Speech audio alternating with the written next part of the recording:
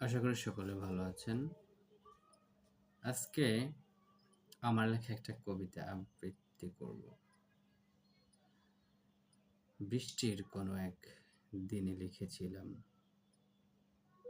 এখন সময়টা শীতকাল চলে এসেছে। এই শীতকালে বিকালের গোধূলি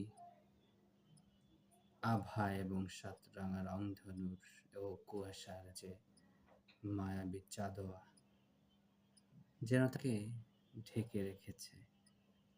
এক পলক উঁকি দিয়ে দেখতে মন চায়। এর মাঝেই যখন একটু বৃষ্টি হয় এবং সেটা ঝুম বৃষ্টি হয়, তখন কেমন হয় আসুন শুনি। নীলকণ্ঠ পাখি, ঝুম বৃষ্টির রিমঝিম আজ সারাটি দিন।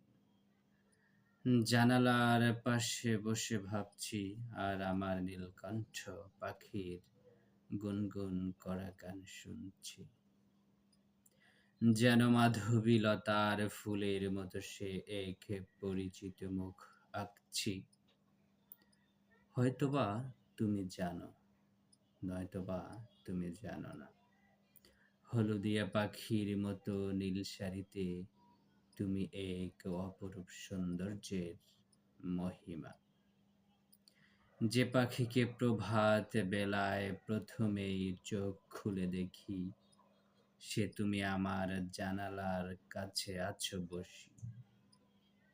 হে আমার পূর্ণিমা রাতের খণ্ড চাঁদ, যদি তুমি জানতে এই মায়ামাখা রূপ শুধু তোমায় ঘিরে, তবে আমার হৃদয় আকাশেই চিরকাল তুমি থাকতে।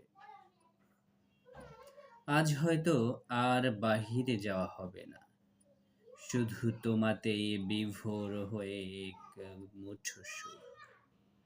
যেন যুগ যুগ ধরে এক অচেনা মায়া, যা আমায় সারাটা দিন মুগ্ধ করে রেখেছ। সত্যই তোমায় নীল শাড়িতে বড্ড মায়াবী লাগে। যে কেউ তোমার প্রেমে পড়ে যাবে এক পলকে, কারণ তোমার প্রেমে যে বড্ড বেশি স্নিগ্ধতা ছড়িয়ে মন্ত্রমুগ্ধ করে দেয় আমায়। তাই বলে ভেবো না আমাকেই ভালোবাসতেই হবে তোমার। তুমি শুধু নয় আমার, তুমি ট্রয় নগরের রাজপুত্র, প্যারিসের হেলেন, আর রোমান সাম্রাজ্যের মহাবীর সিজারের ক্লিওপেট্রা, এবং সক্রেটিসের মহাদর্শন প্রেম আস্পাসিয়া। তাই তো ভালোবাসি বলে আবদার করব না যে তুমি শুধুই আমার। তুমি স্বাধীন, তুমি পৃথিবীর সব মহাপুরুষের প্রেম, তুমি অচেনা স্বর্গের নীলকণ্ঠ পাখি এক, যে এইমাত্র আমায় স্পর্শ করে উড়ে গেল দূর আকাশের গায়ে।